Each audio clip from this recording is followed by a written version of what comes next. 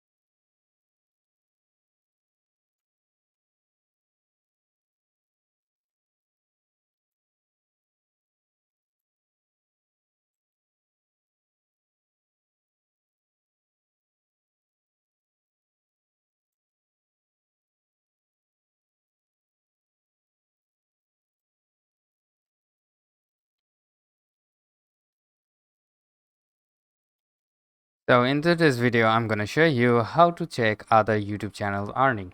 So for that reason, first of all, open up any of the browser and simply go and search for view stats, and simply go and then open the first website and there you go. So for that, first of all, let me just search for a YouTube channel like Mr. Beast.